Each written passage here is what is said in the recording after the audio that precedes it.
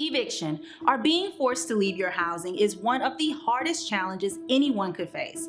But tenants do have rights, and in this video, we will explain the steps you can take to fight this process. We see landlords engage in illegal evictions by changing the locks on a unit, threatening to call immigration or the police, by shutting off utilities, or going outside the court process in some other way. That is not okay. There are very specific rules that a landlord must follow before they can force you to move out from your unit. If they don't follow them correctly, you cannot be evicted. These rules apply whether you have a written lease agreement or a verbal agreement with your landlord. Here we explain the eviction process in 4 parts. Number 1, landlord serves a notice on you to move out. 2, landlord files an eviction lawsuit. 3, negotiate a settlement or go to trial. And 4, sheriff posts a notice to vacate. But don't worry, you have options at each step, so don't panic. So let's unpack the first step, the notice to move out. To start an eviction, your landlord must give you a valid notice in writing, on paper, telling you to move out. It cannot be a text, email, phone call, or your landlord verbally telling you to move out. The notice will have a date for when you need to move by. This could be as little as 3 days. Of course, getting this notice is scary, and sometimes people do panic, but you do not need to move right away. Here are your options. A, move up by the deadline. Only if you want to, you do not have to.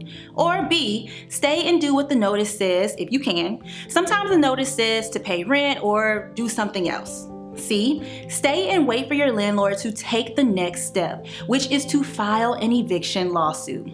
As the eviction process begins, it's important to save all your notices and court paperwork. Start a folder and keep everything in one place.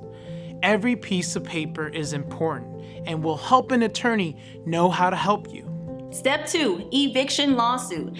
After the move-out notice expires, the landlord files an eviction lawsuit with the court, which is also called an unlawful detainer. The landlord then serves what's called the summons and complaint on you. The summons and complaint and the packet of documents it comes with is the actual eviction court paperwork. This is an important point where you need to take action. You have only 5 court days to file an answer with the court to the summons and complaint. If you have been served with a summons and complaint, talk to an attorney if you can.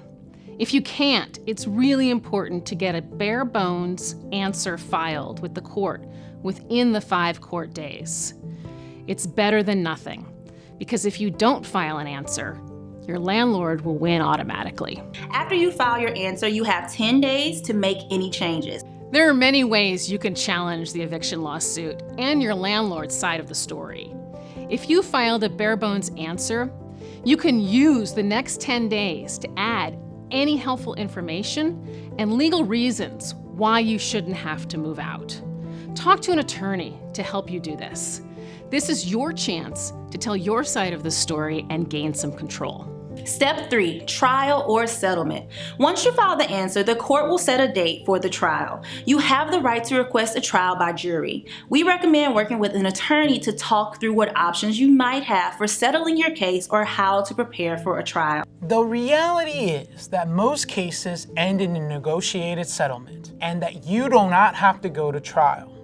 The value of a settlement is the opportunity for you to control the outcome and terms of your case. A settlement can look many different ways. It's important to talk to an attorney about your options because it could mean that you get more time to move out or you don't have to pay back rent. The next step only applies to you if you didn't file an answer to the eviction lawsuit on time, lost your trial, or settled your case, but didn't do the things you said you would do in the settlement. Step 4, sheriff's notice to vacate. A sheriff's notice to vacate is when the sheriff posts a paper on your door stating you have to move out or you will be physically removed.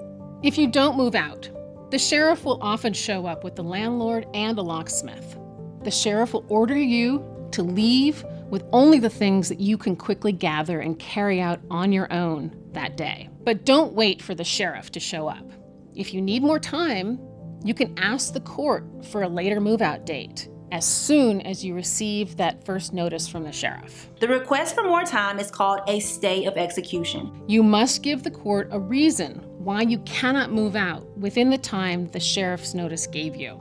You also need to pay rent for the time between the date that the sheriff is coming out to evict you and the new move-out date that you are asking for. A stay can give you some breathing room. So talk to an attorney about how to make this request. So that's it for now. We hope this gives you the basics about the tough situation, and above all, hope you understand that you have options. Remember, don't just move out. Don't ignore court paperwork or your landlord will win automatically.